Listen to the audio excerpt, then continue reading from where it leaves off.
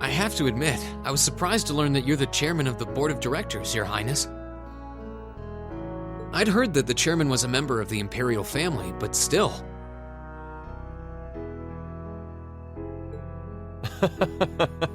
I'm not surprised. Who would expect the infamous prodigal son to chair a committee at a prestigious academy like Thor's?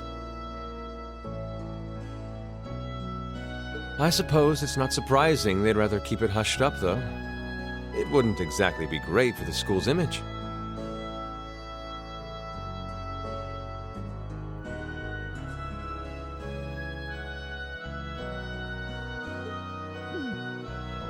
That's surprisingly forthright coming from you.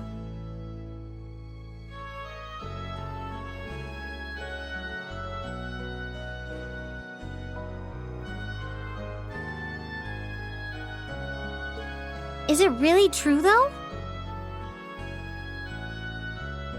I mean, that you were the one responsible for establishing Class 7, Your Highness?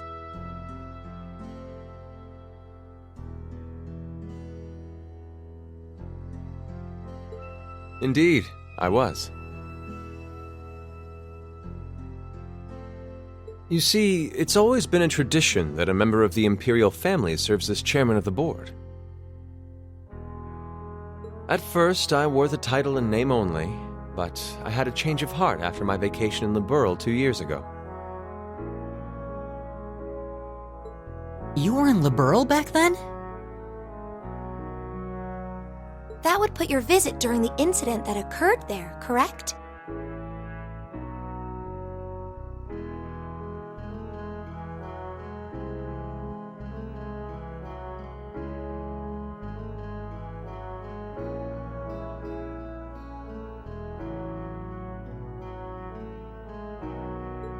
Right.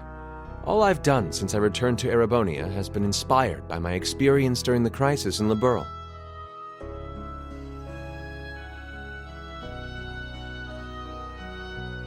As a result, fruitless though they may prove to be, I've set a number of plans in motion.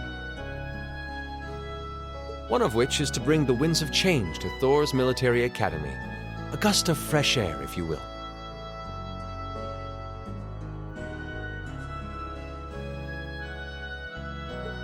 Winds of change, huh? I can only assume you're referring to our class?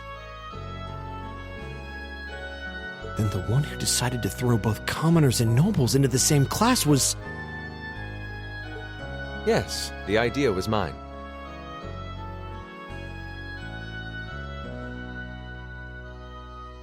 Although the selected students also had to have a high aptitude with the Arcus units too.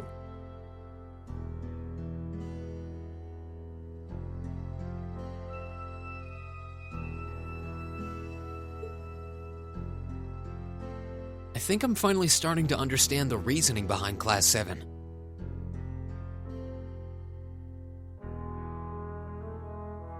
And why we're being sent all over Erebonia on these field studies. To show us firsthand and give us cause to consider the conflict between the two factions.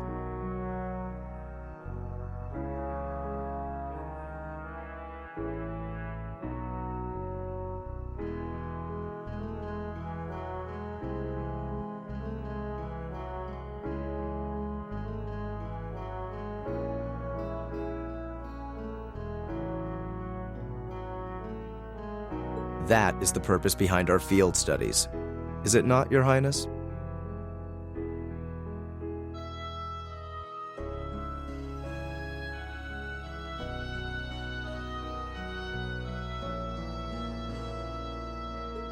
That is one of the reasons, yes. However, my foremost intention was to show you that during your lives, you will encounter many obstacles and conflicts. Not just between factions, but between the capital and the provinces, tradition and technology, even between nations. In these turbulent times, I thought that this would provide the hands-on education today's promising youths need. We need up-and-comers who can think and act independently to face tomorrow's challenges head-on. That makes sense.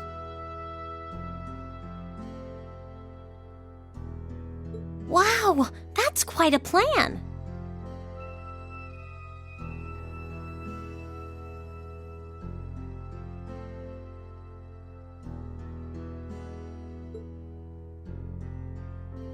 I can't help but feel a little unsure whether we can live up to such high expectations.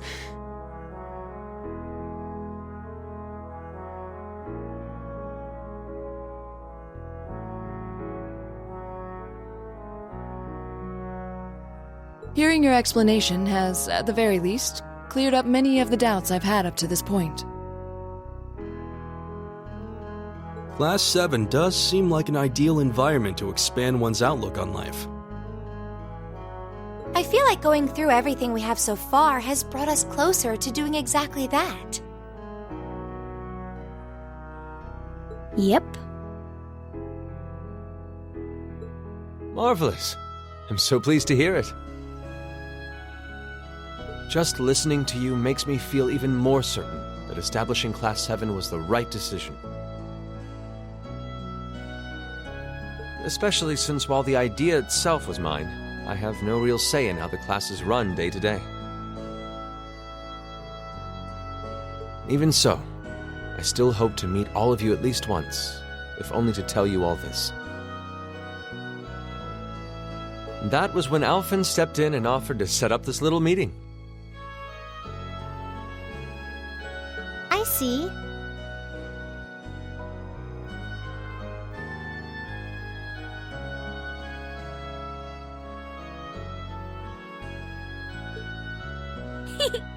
Well, I could hardly refuse such a sincere request from my brother. But it also presented me a fine chance to finally meet Elise's beloved brother, as I've always wanted to. Your Highness!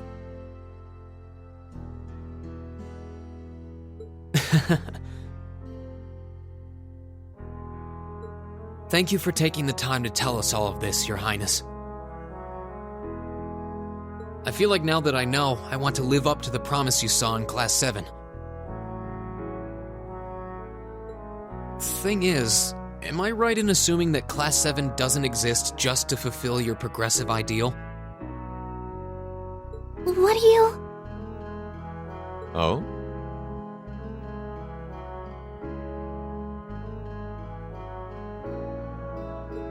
The board has its chairman, of course, but 3 directors besides. My older brother Rufus, Imperial Governor Karl Regnitz, and Irina Reinford of the Reinford Group. Oh, yeah. Now that you mention it, They do seem to have certain expectations for us. Precisely. As I mentioned, I no longer have anything to do with how Class 7 is run. That authority lies with the directors. As you're keenly aware, Rufus and Governor Regnitz sit on opposite sides of the factional divide. And while Chairman Irina is mostly involved with Class 7's technology, like the Arcus, her intentions are a mystery to me. And it's those 3 who decide where you'll travel for your field studies. Is that right? When you put it that way, it does make it seem like some kind of bargaining is taking place behind the scenes. It was one of the conditions they gave in exchange for allowing Class 7 to be established. I'll admit, I hesitated to allow it, but I decided to place my hopes in you. We believed then, as we still do, that one day you all will be a great light that can push back the darkness of this country.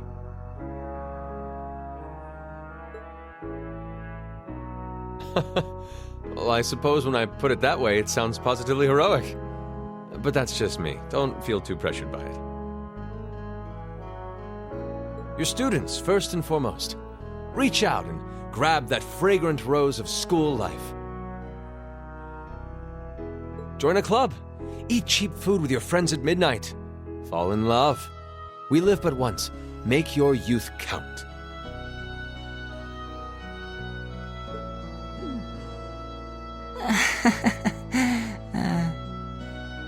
You know, it's weird, but hearing you say that kind of takes a load off my mind.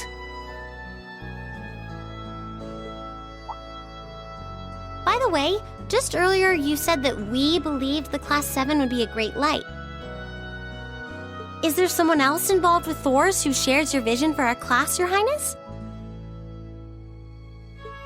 There is. Principal Van Dyke.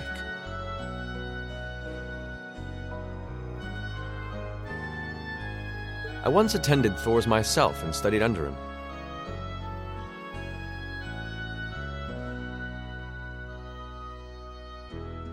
He gave my proposal to establish Class 7 his full backing.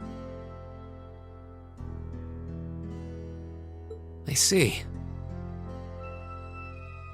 He's been particularly considerate toward us ever since we arrived at the academy.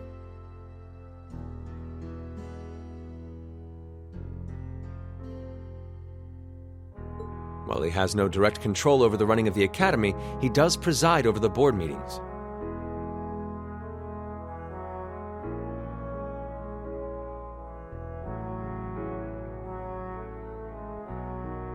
And above all, he's the one who assembled an excellent team to give you first-rate training.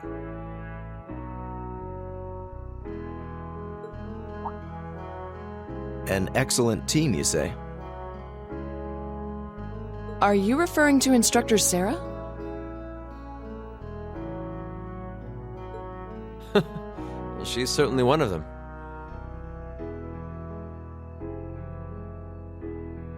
Still, coaxing her away from her former line of work certainly played a large part in giving Class 7 a great foundation.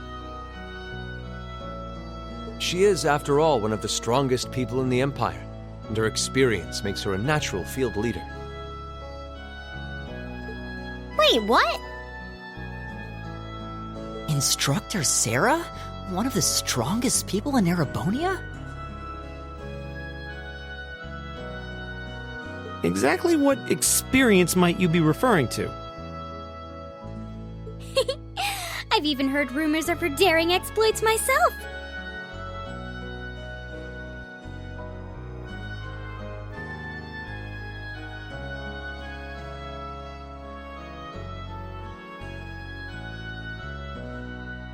She was known as the Purple Lightning.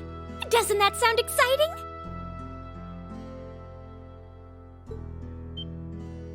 Wait. Purple lightning? I knew it! If you two have heard of it, it must be a household name among martial artists. That's right, though I've just heard it in passing.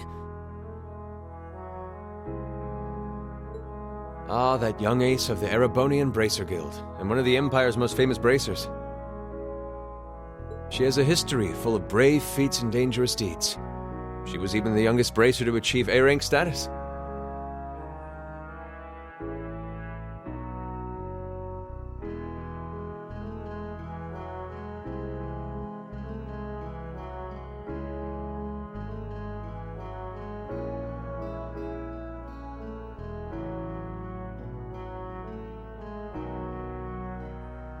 Back then, she was known as the Purple Lightning. Now, you know her simply as your homeroom teacher.